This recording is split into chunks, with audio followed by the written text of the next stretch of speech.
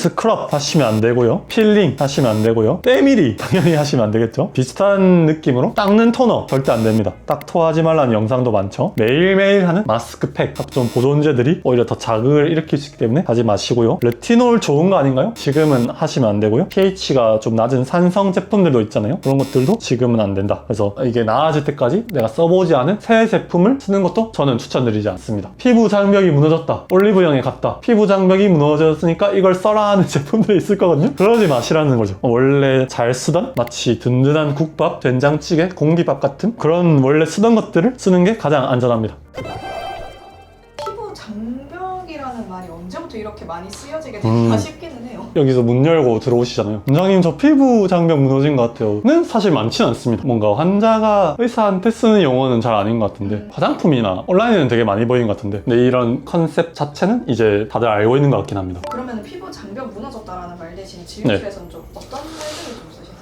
진짜 다양하죠. 환자분들 표현. 건조하다, 당긴다, 건조한데 기름지다, 따갑다, 이런 증상으로 표현을 하죠. 이제 피부 장벽이 무너졌다는 건 피부 장벽이 반쯤 의학 용어이면서도 반쯤 아니기도 한데 어쨌거나 그거는 결과인 것이고 환자분들은 증상으로 표현을 하시죠. 그러면은 막상 피부 장벽 하는데 네. 마케팅적인 용어로도 네네. 그게 무너졌다라는 거는 좀 네. 어떤 상태인 건가요? 무너졌다. 되게 좋은 표현인 것 같긴 하거든요. 그런 느낌 자체는. 피부 장벽이 만약에 뭐 이렇게 성벽이 있으면 진짜로 막 구멍이 좀 뚫린 거죠. 이 밑이 이제 피부면은 원래는 진짜 장벽이 있거든요. 피부의 역할이 실제로 그겁니다. 우리 이 외부 환경과 우리 몸은 반드시 분리되어야만 하잖아요. 분리가 안 되면 외부의 이물질, 먼지, 세균들이 다 그냥 그대로 들어올 것이고 그럼 감염이 일어나고 염증이 일어나겠죠. 실제로 화상 환자분들을 생각해 보면 돼요. 화상을 심하게 입게 되면은 그거는 그대로 외부에 다 노출되고, 이분들은 그럼 화상 때문에 괴로워하거나 돌아가신 게 아니라 이 피부 면역이 약해지면서 노출되는 감염 때문에 돌아가시게 되거든요. 그렇기 때문에 장벽은 정말로 필요한 건데 이제 그 장벽이 100%나 0%는 아닐 거잖아요. 어느 정도 약해지는 순간이 있을 거고 조금씩의 증상으로 나타나는 건데 그때 이제 피부 장벽이 무너졌다 표현을 하는 거죠. 어쨌거나 이게 뚫리면 바깥에서 다양한 인자들, 세균이나 이물질들이 들어오고 그럼 우리 몸에서 이것들을 없애기 위해서 싸우게 되고 그럼 염증 반응이 일어나고 그 염증 반응을 우리가 증상으로서 표현하거든요. 좀 뜨끈뜨끈 열이 난다거나 가렵거나 따갑거나 아니면 각질이 막 올라온다거나 트러블이 난다거나 그러면서 자연스럽게 좀 건조해진다거나 이런 다양한 증상들이 있는데 한번 체크 포인트처럼 좀 정리를 해오긴 했거든요. 한번 보고 읽어볼게요. 세안 후는 물론 평소에도 당긴다. 맨날 잘 쓰던 화장품인데 갑자기 따갑거나 화끈거린다. 이 붉은기가 나타나는데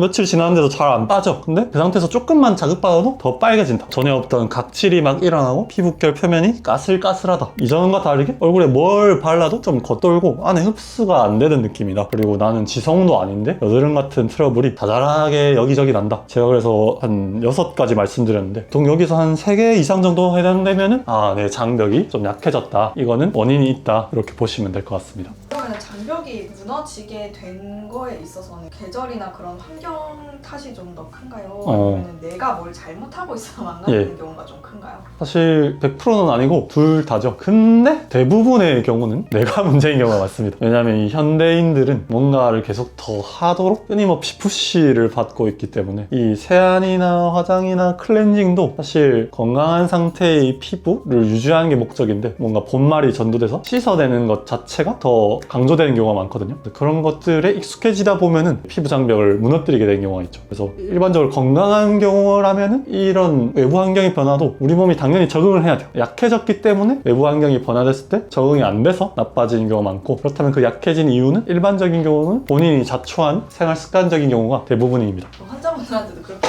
얘기해 주시나요? 이렇게 팩트로 팍팍 치면은 마음이 상해서 집에 가시기 때문에 일단 질문으로 시작을 하죠. 세안은 어떻게 하십니까? 증상은 좀 어떠십니까? 화장은 얼마나 하십니까? 화장 지울 때는 어떻게 지우십니까? 물을 얼마나 드십니까? 이런 걸 좀 듣다 보면은 이제 함정처럼 실마리가 맞춰지고 이거는 잘못했네 이런 생각이 들면은 이제 그런데 사실은 왜 그렇게 하시는지는 이해하지만 이런 습관들이 오히려 피부를 더 망치고 지금 나타난 증상의 원인일 수가 있습니다. 왜냐하면 요렇기 때문입니다 하면은 그래요? 저는 몰랐어요. 이렇게 풀어가기 때문에 바로 팩트로 두드려 패진 않습니다. 그러면은 그 체크를 해봤을 때 3개 이상 체크가 돼서 내가 지금 피부 상태가 좀 약해진 것 같다. 그런 분들은 회복을 해야 되잖아요. 그럼 어떻게 회복을 할 수 있나요? 이건 무조건 피부과 와야 되나요?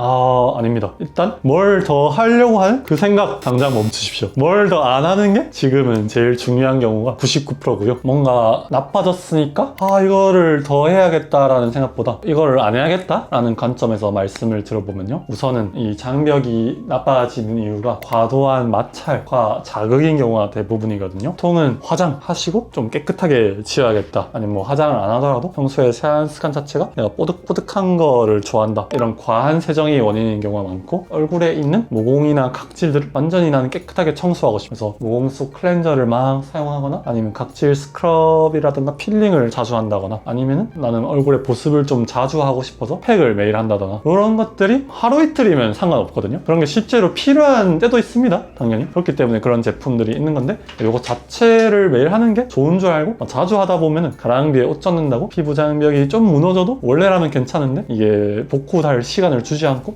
계속 망치질을 하다 보면은 금이 가고, 금이 가면 이제 외부 인자들이 침투를 하고, 그러면 증상이 나타난 거거든요. 근데 여기서 뭔가 좋은 거를 하겠다고 또 기능성 화장품을 바른다가 하면은 건강할 때는 도움이 되는 것들이 약해졌을 때는 더 나쁜 자극이 되는 경우도 되게 많아요. 그래서 뭐 더 하려고 하지 마시고, 새로운 화장품 사지 마시고, 안 하는 거에 집중을 하면 좋을 것 같습니다. 그러면은 어찌란 말이냐 의사야 라고 이제 물어보실 수가 있을 텐데, 모든 상황에 적용되는 건 아니겠지만 대표적으로 이런 식으로 하면은 대부분은 좋아질 것이다, 이런 방법을 한번 말씀드릴게요.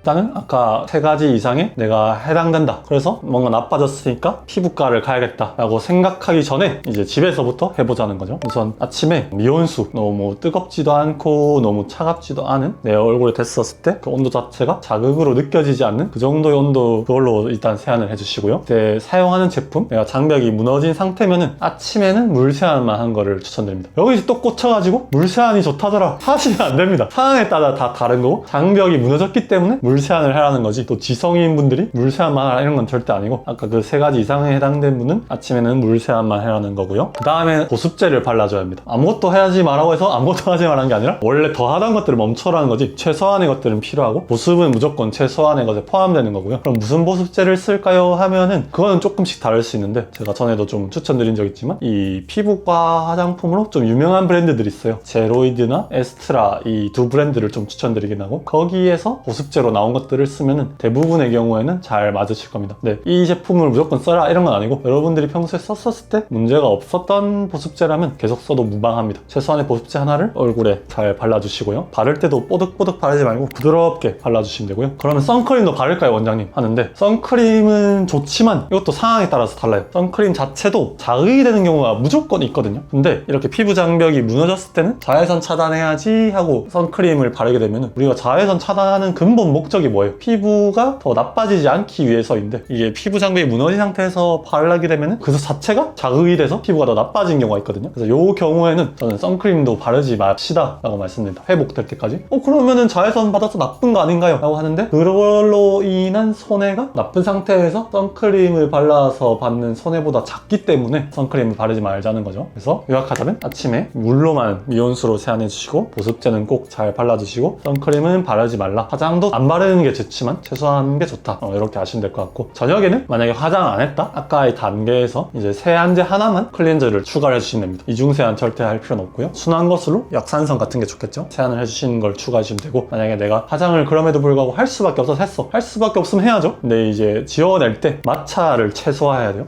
그래서 최대한 부드럽게 지워내주시고, 제품은 2개 이상 쓰지 않는 게 좋습니다. 최대한 내가 하나로만 지워질 수 있을 정도의 가벼운 화장을 하는 걸 추천을 하고요. 그러면 뭐 폼 클렌저 쓸까요? 밀크 쓸까요? 오일 쓸까요? 이거는 정답이 없어요. 여러분들이 써서 잘 지워지는데 자극이 없는 거면은 거기에 만족을 하는 겁니다. 그렇기 때문에 근본적인 목적이 중요하지 제품 자체는 중요하지 않다. 그래서 저녁에는 이제 화장을 안 했으면은 약산성 클렌저를 하나 추가해 주시고, 화장을 한 상황이면은 그 화장이 지워질 정도의 제품을 쓰되 하나만 쓰고 마찰을 최소화해라, 이렇게 말씀드릴 수가 있을 것 같아요. 이렇게 잘 지켜주시면 열에 7, 8명은 한 1, 2주 지켜주시면 많이 좋아지실 겁니다. 그러면은 피부과 안 가도 된 거죠. 그래서 제가 더 하지 말라고 했는데, 그러면은 뭘 더 하지 말까요? 막 물어봤는데 이거 하고 있대요. 근데 왜 했냐 하면은 선생님이 이거 하지 말라고 말 안 했기 때문에 했다 라고 또 하실 수 있기 때문에 제가 또 한번 찝어드리겠습니다. 스크럽 하시면 안 되고요, 필링 하시면 안 되고요, 때밀이 당연히 하시면 안 되겠죠. 비슷한 느낌으로 닦는 토너 절대 절대 안 됩니다. 딱 토하지 말라는 영상도 많죠. 그리고 매일매일 하는 마스크팩. 마스크팩 하면 좋은 거 아닌가요? 맞습니다. 상황에 따라서요. 근데 이렇게 피부 장벽이 나빴을 때는 각종 보존제들이 오히려 더 자극을 일으킬 수 있기 때문에 하지 마시고요. 레티놀 좋은 거 아닌가요? 지금은 하시면 안 되고요. 그리고 pH가 좀 낮은 산성 제품들도 있잖아요. 그런 것들도 지금은 안 된다. 그래서 이게 나아질 때까지 내가 써보지 않은 새 제품을 쓰는 것도 저는 추천드리지 않습니다. 왜냐하면은 피부 장벽이 무너졌다, 올리브영에 갔다, 피부 장벽이 무너졌으니까 이걸 써라 하는 제품들이 있을 거거든요. 그러지 마시라는 거죠. 원래 잘 쓰던 마치 든든한 국밥, 된장찌개, 공기밥 같은 그런 원래 쓰던 것들을 쓰는 게 가장 안전합니다. 그래서 이런 것들은 하지 마시라 말씀을 드릴 수가 있겠습니다. 근데 이렇게 관리를 하고 다 뺐는데도 네. 좀 피부가 계속 붉으면 그때는 아. 병원을 가는 게 좋아요.